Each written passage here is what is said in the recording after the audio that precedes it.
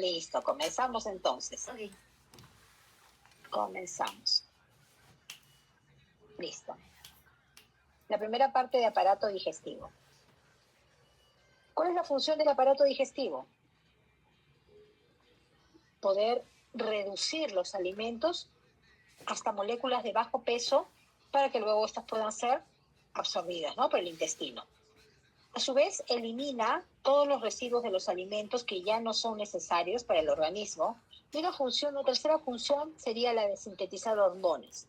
Para eso tenemos todo un sistema que es el sistema APUD, ¿no?, donde se generan también hormonas como la gastrina.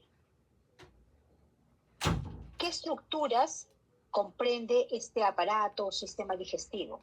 Vamos a empezar desde la boca. Hablamos de tubo digestivo porque es una secuencia de varios órganos que lo conforman de manera ordenada, ¿no? Vamos a empezar en la boca, en la cavidad oral. La boca, como ven en la imagen, está situada en la parte inferior de la cara. Es una cavidad hueca por donde se van a ingresar los alimentos, y las paredes que conforman esta cavidad oral están dadas por algunos límites. El límite anterior está dado por los labios laterales, los carrillos o mejillas. En la parte superior de la cavidad oral tenemos a la bóveda palatina, al paladar duro, y en la parte posterior va a estar el paladar blando. En la parte inferior, que vendría a ser el piso o suelo de la boca, se encuentra la lengua y todos los elementos que están en la región sublingual. Y en la parte posterior, el velo de paladar con la úvula, las amígdalas, y hablamos del paladar blando. Otros elementos que también se encuentran dentro de la cavidad oral son las encías y los dientes. Aquí tenemos una imagen donde podemos ver todos estos elementos que forman parte de la cavidad oral.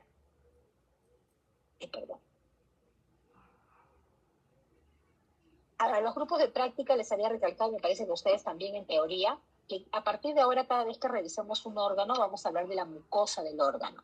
Entonces, la cavidad oral también tiene una mucosa, y esta mucosa está constituida por un epitelio y una lámina propia. Aquí lo están viendo.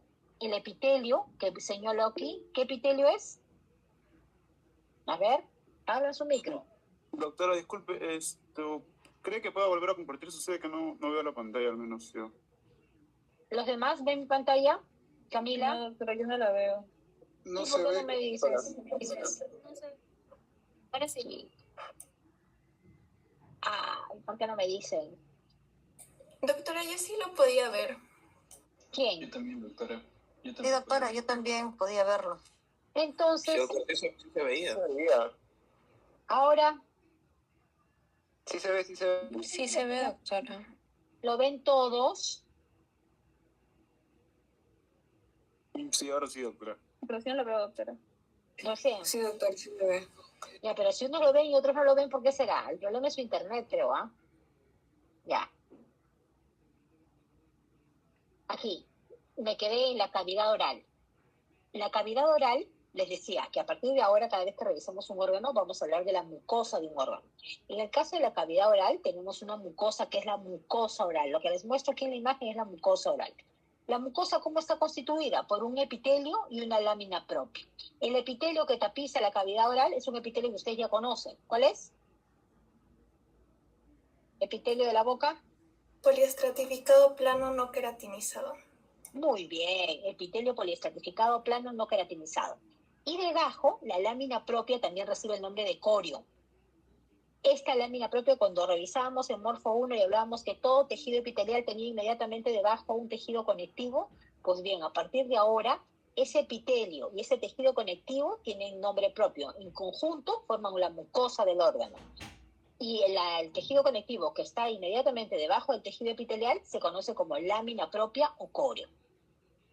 ¿Qué ocurre en la submucosa? En la submucosa, a nivel de los carrillos, del paladar blando y de los labios, vamos a ver que se va a continuar sin que exista un límite muy preciso entre la mucosa y la submucosa. Y vamos a encontrar a ese nivel abundantes fibras elásticas que lo que están haciendo es fijar a la mucosa con el plano muscular que se encuentra inmediatamente subyacente. Por ejemplo, estamos hablando del plano muscular de la lengua, ¿no? En el resto de la cavidad oral, el corio, la lámina propia de la mucosa oral, se va a continuar, dependiendo si es con el paladar óseo esa mucosa oral se va a continuar con el plano óseo, con el tejido óseo. Y si estamos hablando con el piso de la boca, esa mucosa oral se va a continuar con el plano muscular que conforma la lengua.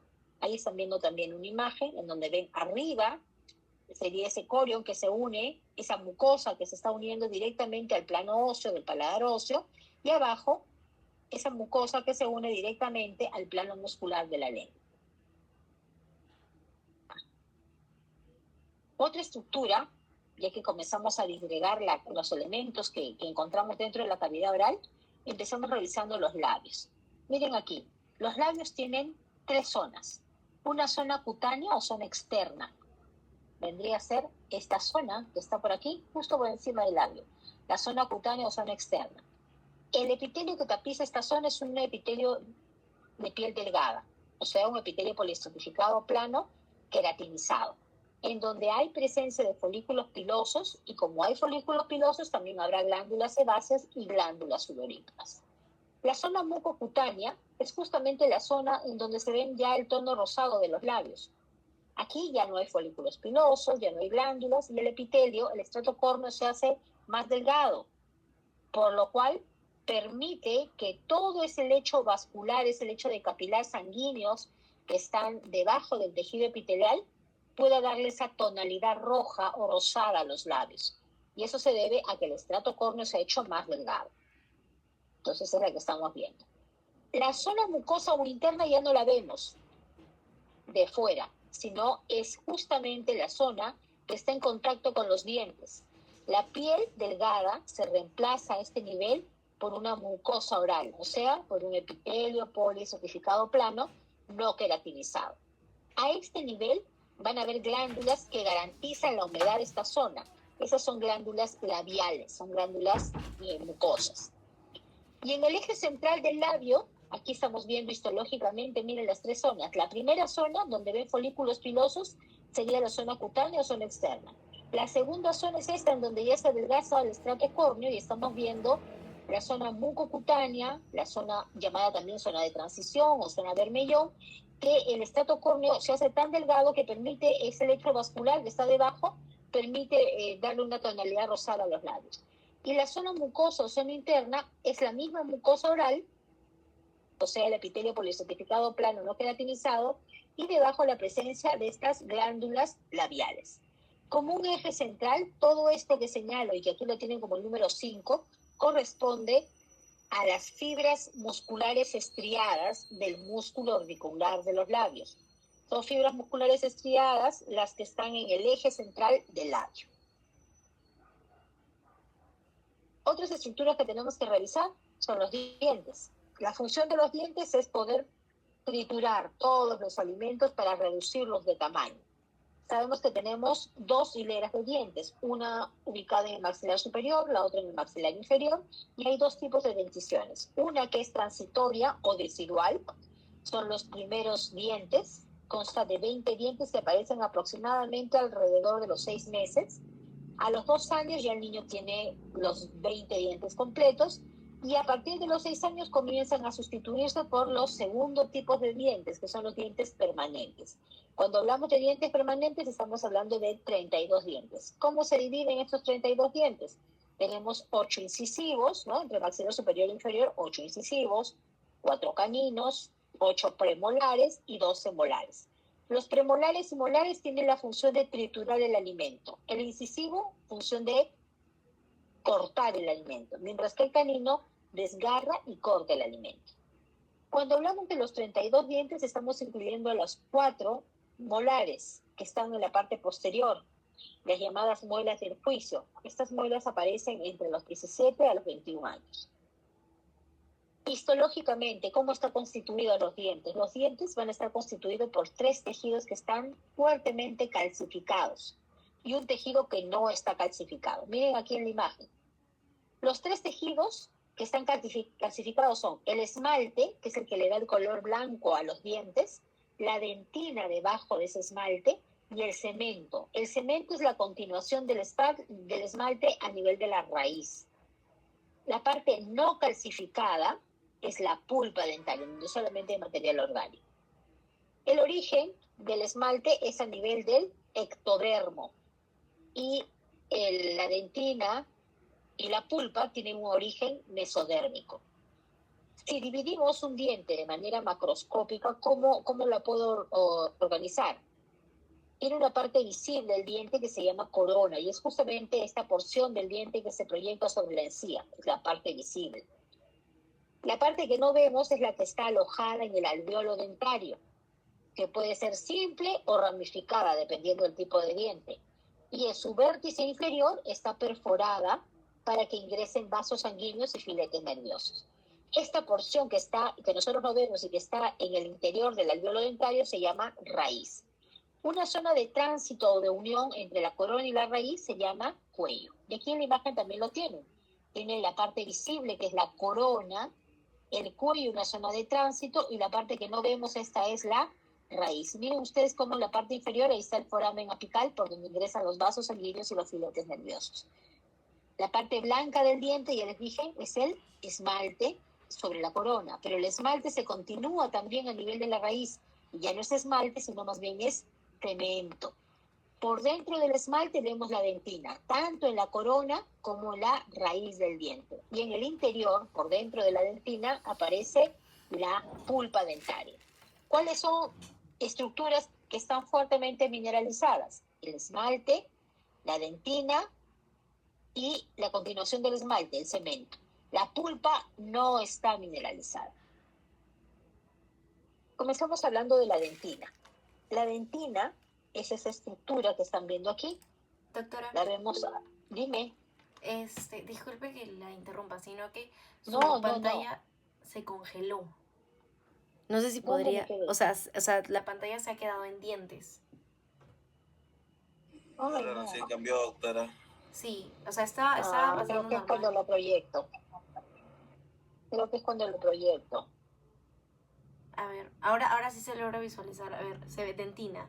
¿Y la anterior, cuál era, doctora? A ver. Esta, a ver, aquí se quedaron. Ajá, correcto.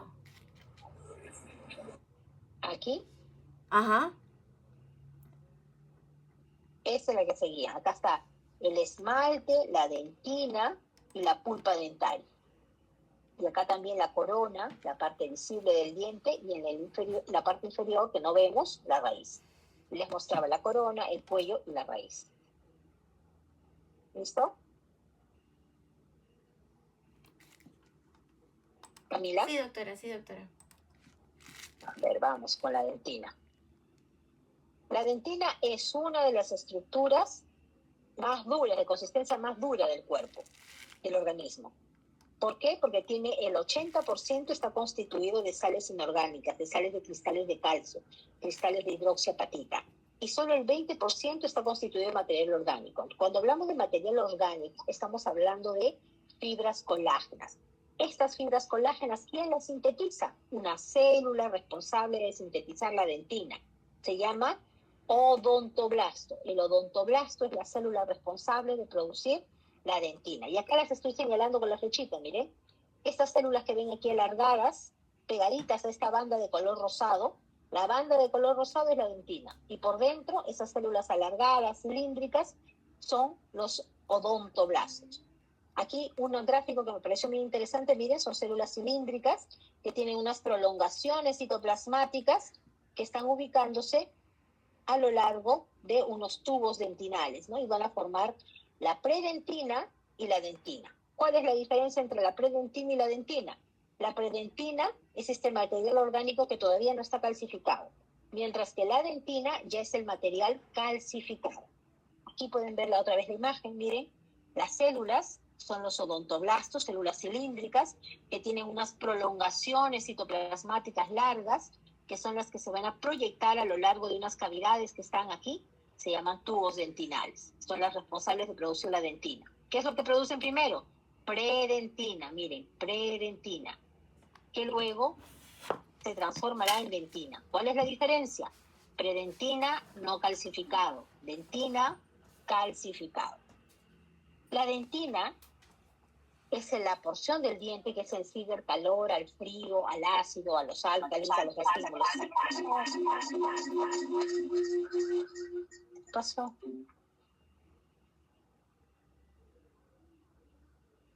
pasó algo?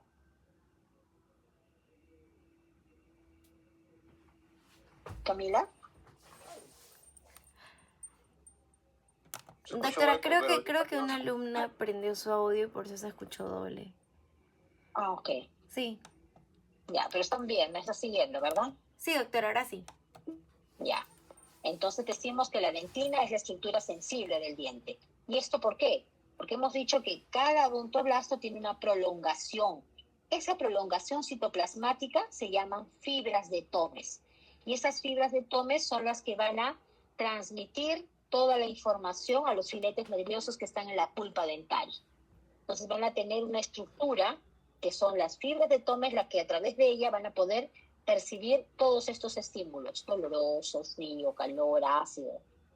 Y entonces cuando hablamos de la sensibilidad dentaria, estamos hablando de la sensibilidad de la dentina, ¿no? Percibida a través de los odontoblastos. Estos odontoblastos se mantienen vigentes durante toda la vida del diente.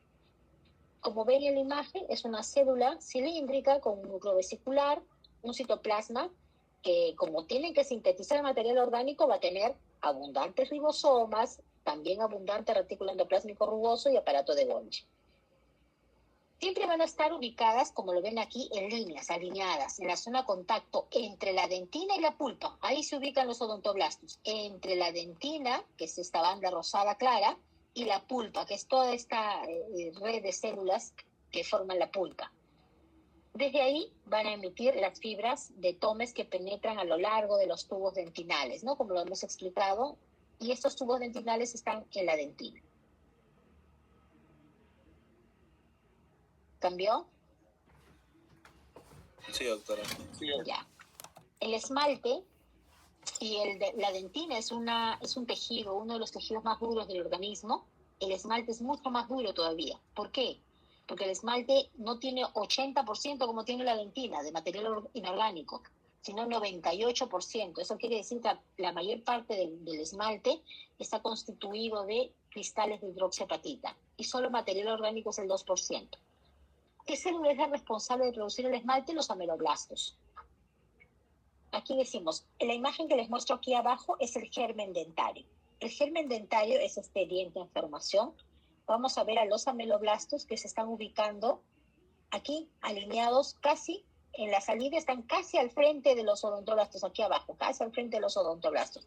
Pero conforme van a sintetizar su matriz cada uno, se van a ir separando y se alejan. Miren, aquí ya los ven alejados a los ameloblastos separados de los odontoblastos. Entonces, ¿dónde está el esmalte? Si me preguntan, el esmalte es esta banda que es de color rosado o rojo, más intenso, aquí se ha separado. Aquí lo están viendo pegado a la dentina. Esta estructura externa es el esmalte. ¿Y quién produjo el esmalte? Estas células cilíndricas también, que se llaman ameloblastos. Aquí una imagen donde pueden ver la relación. Acá es cuando comienza el brote, ¿no? Comienzan a nacer. Lo que decimos es que prácticamente están una casi al frente de la otra. Odontoblastos, predentina, dentina, esmalte. Y encima, ameloblastos. Esta imagen es muy ilustrativa para que ustedes comparen la ubicación. Ameloblastos en contacto directo con el esmalte.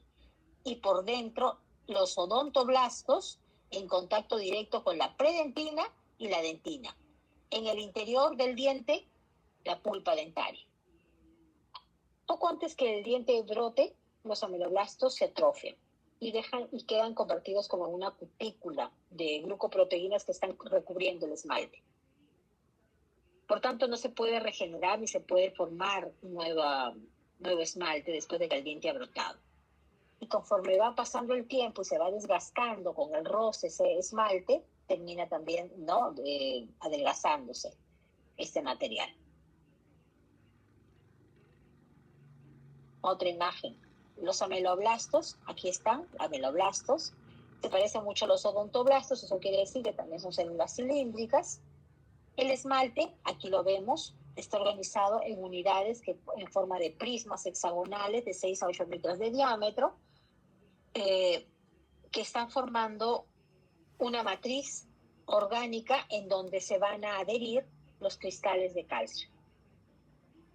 esmalte, y aquí miren la dentina. ¿Y qué es lo que estamos viendo en la dentina? Los tubos dentinales. Existe una unión entre la dentina y el esmalte. Esta es la unión amelodentinaria. Casi en contacto la ameloblasto y la odontoblasto. El cemento, ¿cuál era el cemento? Era la parte, está recubriendo externamente a la raíz del diente, la parte no visible. Envuelve a la dentina a nivel de la raíz y la estructura se parece mucho a la del hueso compacto, en donde las células, a ver, ahí alguien que está tocando. Un ratito. ¿Quién es? Joana, ¿qué pasó? ¿Qué pasó, Joana? Bueno. ¿Ven mi pantalla? Doctora, También- disculpe, sino que del celular no puedo ver la imagen. Entonces, Ahí entras en tu computadora. sí. Ya. Bueno, pero ustedes saben que igual les estamos cargando las clases en el aula, ¿no? Sí, doctora. Y las hemos actualizado con la doctora Díaz, nos estamos tomando ese trabajo de actualizarlo. Así que creo que les va a servir bastante. Solamente no lo están regalando, no lo están vendiendo, esto es un material de estudio para ustedes. Bueno, el cemento entonces se parece mucho a un tejido óseo compacto. Las células, porque las células también están alojadas en cavidades, no sé si recuerdan cómo era el tejido óseo, tenían sus osteocitos en unas lagunas osteoclastos. Acá están los cementocitos en unas lagunas que los alojan. Las fibras colágenas que están produciendo estos cementocitos se van a continuar con el ligamento periodontal, que lo vamos a ver más adelante. Con respecto a la pulpa dentaria, es el único tejido que no está calcificado. Recuerden, cemento, esmalte y dentina calcificados. Pero la pulpa dentaria no está calcificada. Está constituida más bien por un tejido conectivo laxo que tiene fibras colágenas, fibras reticulares, todas ellas distribuidas de forma irregular con abundante sustancia fundamental amorfa. Las células que están aquí son de forma estrellada, muy similares a las células mesenquimales. ¿Qué vamos a encontrar en la pulpa? Recuerden que en la parte distal de la raíz había un foramen por donde ingresan vasos sanguíneos y filetes nerviosos. Entonces estos vasos sanguíneos y filetes nerviosos también estarán presentes en la pulpa. Una imagen nuevamente, una parte del filamen dentario, se ve en esa imagen. Vemos los odontoblastos, porque ya les he dicho, en contacto con la pulpa, los odontoblastos, predentina, la zona más clara, dentina, el esmalte siempre más oscuro, esa es la estructura más dura del organismo, el esmalte, y por fuera los ameloblastos. El ligamento periodontal. El ligamento periodontal está aquí. Miren el diente, miren la raíz y aquí. Uniendo al diente o la raíz con el alveolo dentario, ese espacio está ocupado por el ligamento periodontal. Entonces, ¿qué es lo que hace el ligamento? Está fijando el diente al alveolo, pero le permite hacer ciertos movimientos en diferentes direcciones. El diente se logra mover. Justamente eso le permite cumplir con la función del diente para poder moler los alimentos. Pues, sin embargo, este ligamento, si bien es cierto, le permite hacer ciertos movimientos, lo está amortiguando también. ¿Cómo está constituido? Como cualquier ligamento, va a estar constituido, miren, de fibras colágenas gruesas. Y si hay fibras colágenas, entre las células que encontraremos serían los fibroblastos. También habrá sustancia fundamental amorfa. Y encontraremos en esa sustancia fundamental amorfa mucopolisacáridos ácidos. La encía. ¿Qué es la encía? Es la misma mucosa oral que está rodeando como un collar a cada una de las piezas dentarias. Esto es lo que ustedes pueden ver, es un germen dentario, un diente en formación. Cuando este diente emerja, este pliegue de la mucosa oral va a terminar envolviendo a esta pieza dentaria. Entonces, ¿cómo está constituida la encía? La mucosa de la encía está formada por un epitelio poliestratificado plano no queratinizado, ¿no? Y este epitelio de la mucosa se va a unir directamente al esmalte. Primero al esmalte, pero conforme van pasando los años, aquí hacemos una apreciación importante, conforme van pasando los años se va retrayendo la encía, quedando expuesta una pequeña porción del cemento.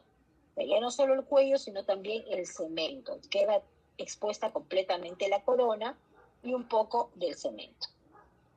Entonces lo que están viendo aquí vendría a ser la mucosa de la encía. Seguimos. La lengua, otra estructura de la cavidad oral.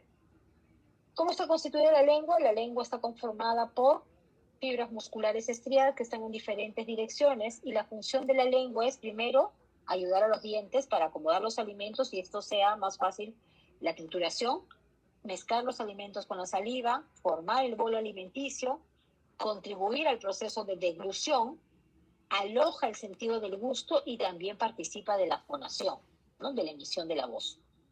¿Qué es lo que tiene de forma característica el dorso de la lengua? El dorso de la lengua va a tener papilas gustativas. ¿Qué ocurre aquí?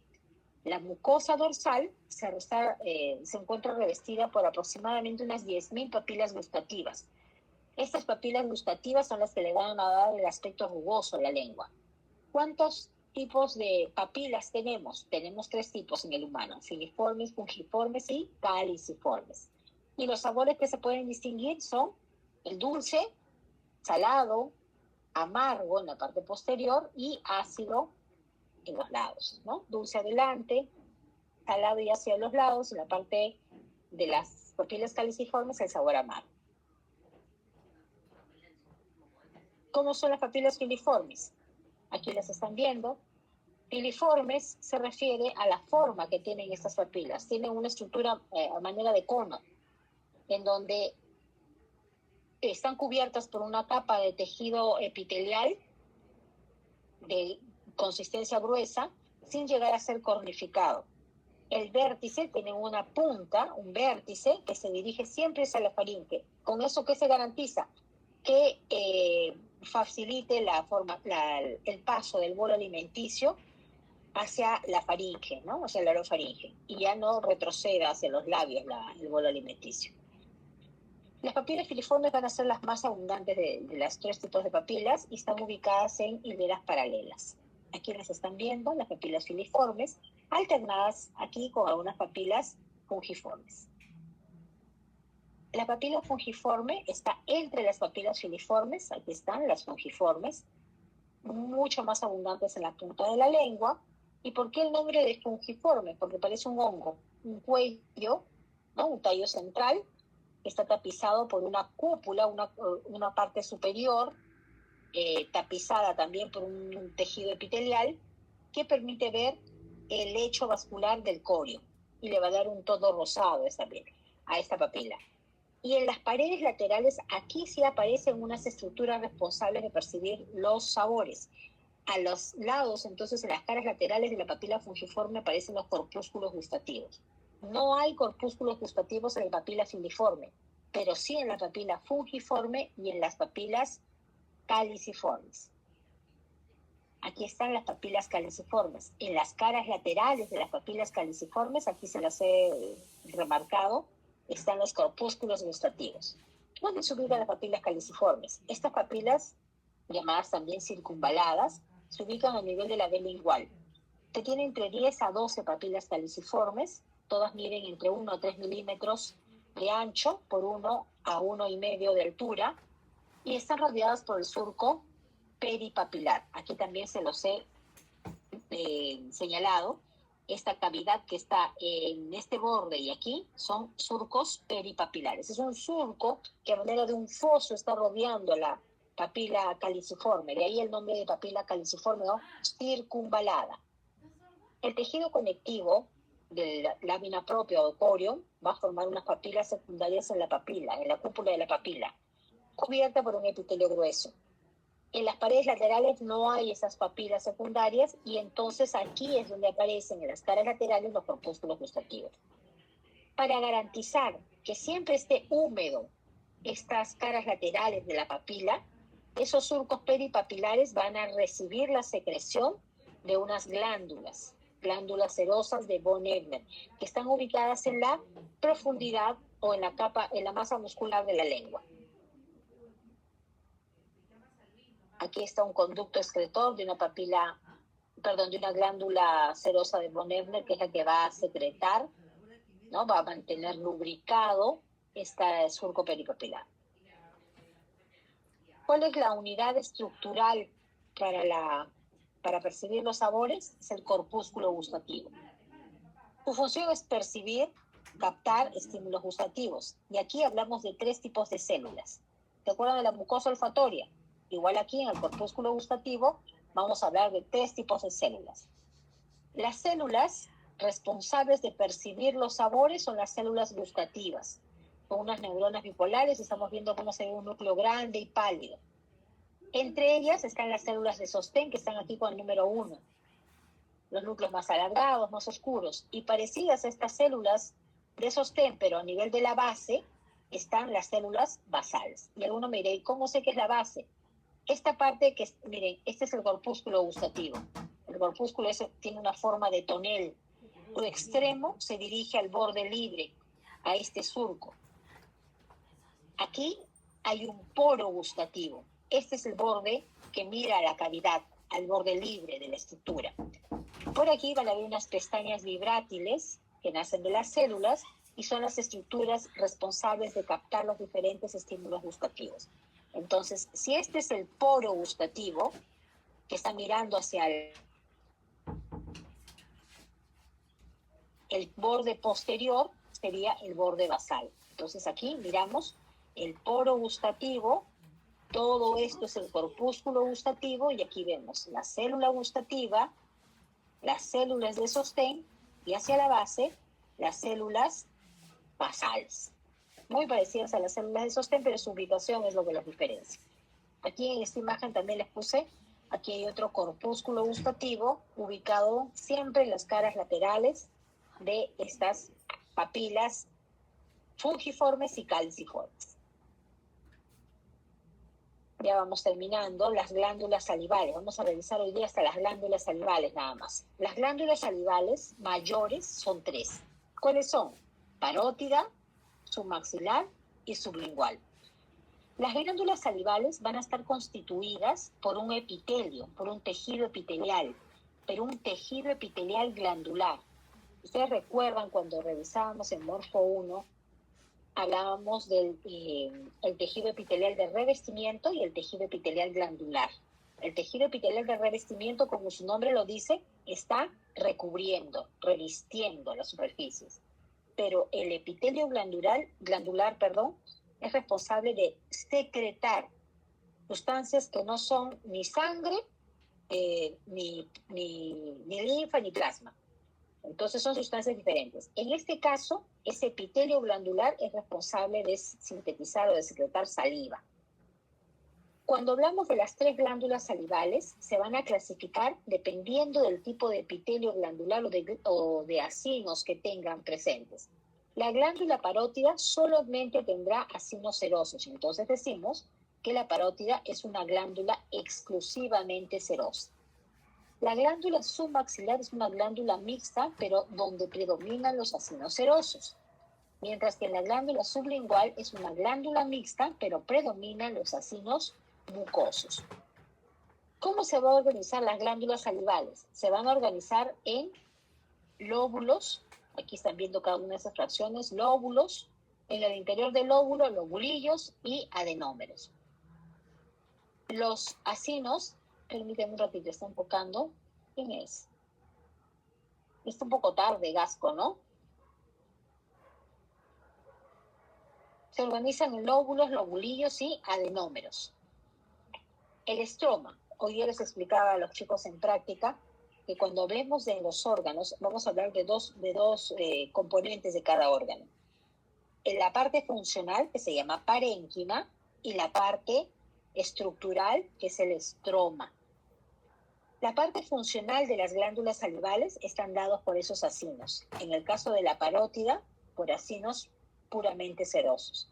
En la glándula submaxilar encontraremos acinos serosos y mucosos, pero van a predominar los acinos serosos. Y en la glándula sublingual vamos a encontrar abundantes acinos mucosos. Esto es la parte funcional. ¿Cómo está constituido el estroma? ¿Qué fibras, qué tabiques de tejido conectivo están conformándolo? Vamos a encontrar tejido conectivo que forman los tabiques interlobulares, intralobulares, y va a tener también un hilo por donde ingresan los vasos sanguíneos y los filetes nerviosos que abastecen a la glándula. Entonces aquí estamos viendo una imagen donde se pueden ver las 3 glándulas salivales mayores. La glándula parótida, está con su conducto excretor, la glándula submaxilar y la más pequeña, la glándula sublingual. Veamos. Este es el adenómero. El adenómero es la unidad morfofuncional de las glándulas salivales. Es una glándula exocrina, si recuerdan. Una glándula exocrina. ¿Qué quiere decir que es exocrina? Que su producto de secreción lo elimina hacia una cavidad natural o al exterior. La porción secretora, ¿cómo está constituida? Por los acinos o acines. Y la porción excretora por los conductos.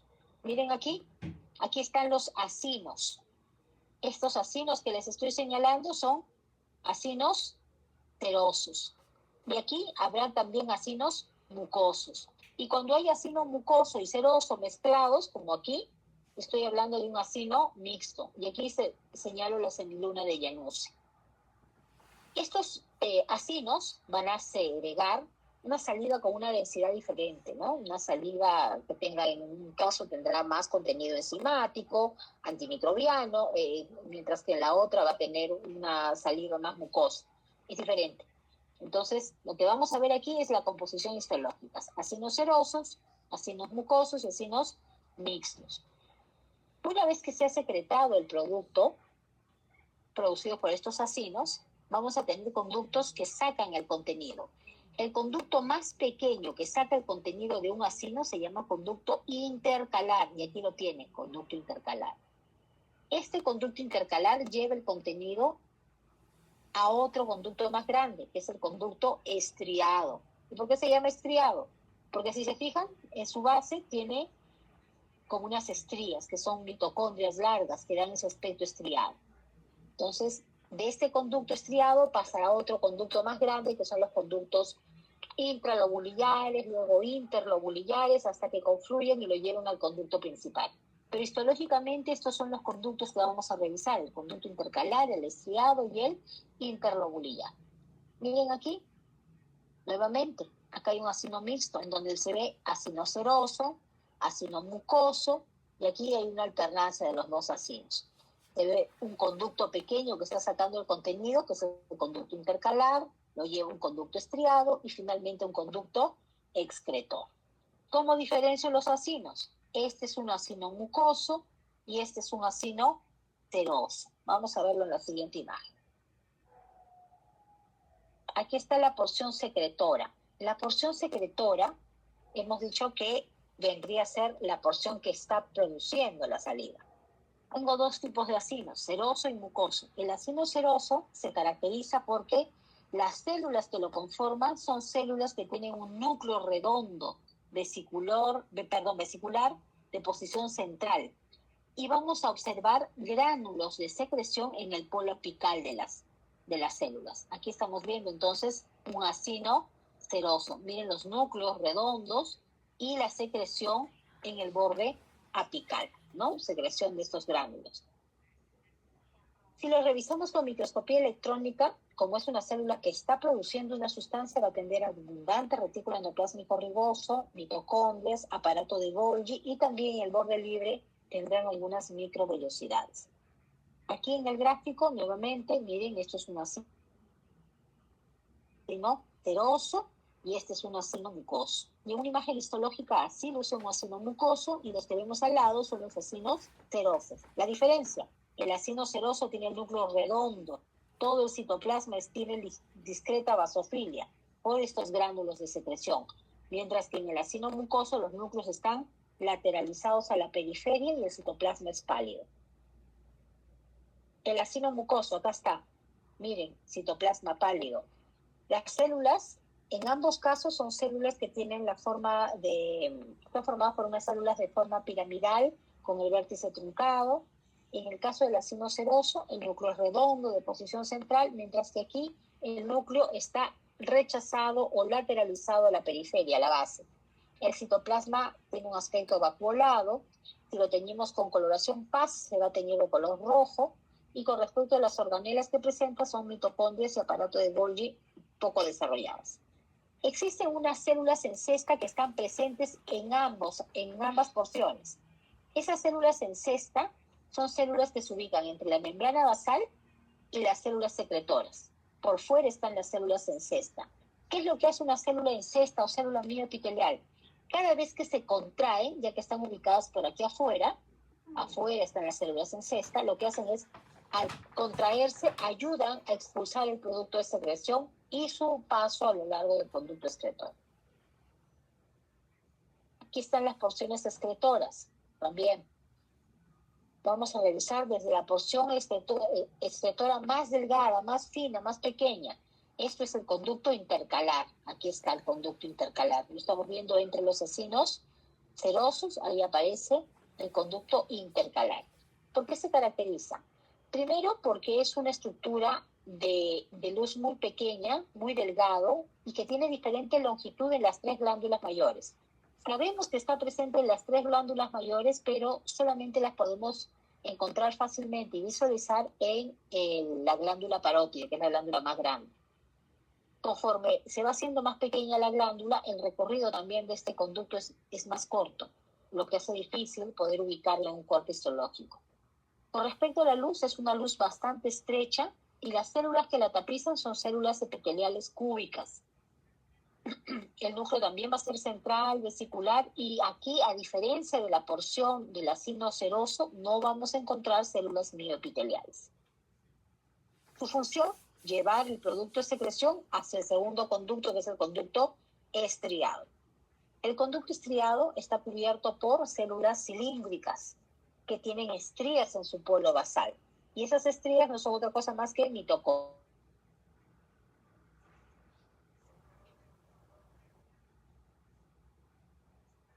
Acidófilo, cuando lo vemos con hematoxilina y eosina. Miren esta imagen. Comparado con los acinos serosos, el tamaño de este conducto es una luz bastante amplia, donde las epiteliales cilíndricas tienen una coloración. El citoplasma es claramente acidófilo. Comparémoslo con este conducto intercalar. Miren el tamaño de las células. Efectivamente se ve que es más fino, más delgado que el mismo acino, para poder sacar el producto de secreción del interior. ¿Cuál es la función del conducto estriado? Reabsorber agua y sodio. Hace un intercambio. Reabsorbe agua y sodio de la luz del conducto y elimina potasio del intersticio a la saliva, hacia la saliva, ¿no? Entonces hace un intercambio agua-sodio y potasio. Repasemos entonces. Aquí en la imagen les muestro los 3 tipos de acinos. Miren, los acinos serosos, los núcleos, lo característico, los núcleos redondos y el citoplasma ligeramente basófilo. Acino mucoso, en donde vemos que el citoplasma es vacuolado, es pálido, con la coloración de hematoxilina y eosina. Y cuando encontramos que hay una mezcla de acino seroso, perdón, de acino mucoso y una pequeña porción sobrepuesta en uno de sus extremos, esa pequeña porción es de acino seroso, estoy hablando de un acino mixto. Y esa forma que adopta le llamo semiluna de Janus. Aquí, esto es un conducto estriado, ahí están viendo las semilunas serosas, dicen aquí, son las semilunas de Janus. Estamos viendo los acinos serosos, también serosos, habrán acinos mucosos, ¿no? Están los acinos mucosos, acinos mixtos, acá también hay otro acino mixto, y lo característico es que los acinos van a presentar células mioepiteliales, unas células alargadas que están por fuera del acino, justamente para cada vez que se contraigan favorecer la expulsión de su contenido. Entre los acinos resalta una estructura de citoplasma acidófilo y de luz amplia, el conducto estriado. Aquí podríamos ver un poco la relación que hay entre los conductos. Miren, acinos serosos, ahí están los acinos, y este pequeño conducto, tapizado por una hilera de células cúbicas, es el conducto intercalar. Miren la luz de ese conducto comparado con el acino Y comparado con el conducto estriado siempre va a tener una luz más amplia y el citoplasma fuertemente acidófilo. En un tabique de tejido conectivo, que sería el tabique interlobulillar, aparece el conducto excretor interlobulillar. Este conducto va a estar tapizado por un epitelio de tipo pseudoestratificado cilíndrico. Es característico de esta porción del conducto excretor. La glándula parótida, entonces, como ven en la imagen, es una glándula puramente serosa. El conducto excretor principal es el conducto de Steno, que está desembocando en la cavidad oral frente al segundo molar superior. Y aquí, tanto los conductos intercalares como los estriados se pueden identificar con facilidad. Es característico que las células del acino seroso tienen una basofilia citoplasmática importante porque tienen gránulos de secreción ricos en amilasa salival. El estroma va a tener también células adiposas entre los adenómeros y vamos a encontrar fibras colágenas. Con respecto a la inervación, la parótida recibe fibras del nervio glosofaríngeo. La imagen que les muestro, abundantes o únicamente acinos serosos. Y aquí pueden ver un corte longitudinal de un conducto intercalar. Miren, está sacando el contenido de varios acinos. Y estos son conductos estriados. La glándula sublingual es la segunda glándula mayor, ubicada en el piso de la boca, debajo de la rama horizontal del maxilar inferior. Su conducto principal es el conducto de Wharton, donde está desembocando en el piso de la boca, por detrás de los incisivos inferiores. ¿Y cuál es la relación en cuanto a número? Si bien es una glándula mixta, el 80% de todos sus acinos van a ser acinos serosos. Solo el 20% serán acinos mucosos. Y vamos a ver la presencia de semilunas de Januzzi, ¿no? Sobre esta porción de acinos mucosos. ¿Qué podemos decir con respecto a los conductos o la porción excretora? Que los conductos estriados son abundantes, se pueden identificar, pero los conductos intercalares son bastante cortos. Con respecto a la inervación, fibras del sistema parasimpático del ganglio submaxilar, fibras del simpático del ganglio cervical. ¿Y cuál es la función que cumple cada uno de estos sistemas? El parasimpático hace que la secreción de saliva sea abundante, pero de poca densidad, rica en agua, pero con escaso contenido enzimático, mientras que el sistema simpático lo que va a hacer es provocar una saliva de mayor densidad y con abundante amilasa. La imagen les muestra también la presencia de conductos interlobulillares. La última glándula es la glándula sublingual. ¿Dónde se ubica esta glándula? Debajo de la mucosa oral, en la parte anterior de la boca. Y la relación en cuanto a acinos es el 70% van a ser acinos mucosos, sobre el 30% que son los serosos. El conducto principal de esta glándula es el conducto de Rivinus, que está desembocando también en el piso de la boca, muy cerca al conducto de excreción de la glándula submaxilar. También recibe fibras del sistema nervioso simpático y parasimpático con igual efecto que la glándula submaxilar. Con respecto al conducto intercalar, el conducto intercalar, miren qué importante estamos señalándolo aquí, es corto o falta por completo, y los conductos estriados también van a ser cortos. Sin embargo, los estriados sí se pueden ver en esta glándula, mientras que los conductos intercalares no. Aquí en la imagen pueden ver, miren la predominancia de acinos mucosos, y aquí estamos viendo conductos estriados. Con la coloración PAS se va a ver el contenido, ¿no? Entre rojizo, violáceo. Aquí lo estamos viendo con coloración del ácido periódico Schiff, el contenido de los acinos mucosos. Muy bien, chicos. Recuerden que nuestra recompensa se encuentra en el esfuerzo y no en el resultado. Un esfuerzo total es una victoria completa. Muy bien. A todos los que se han mantenido de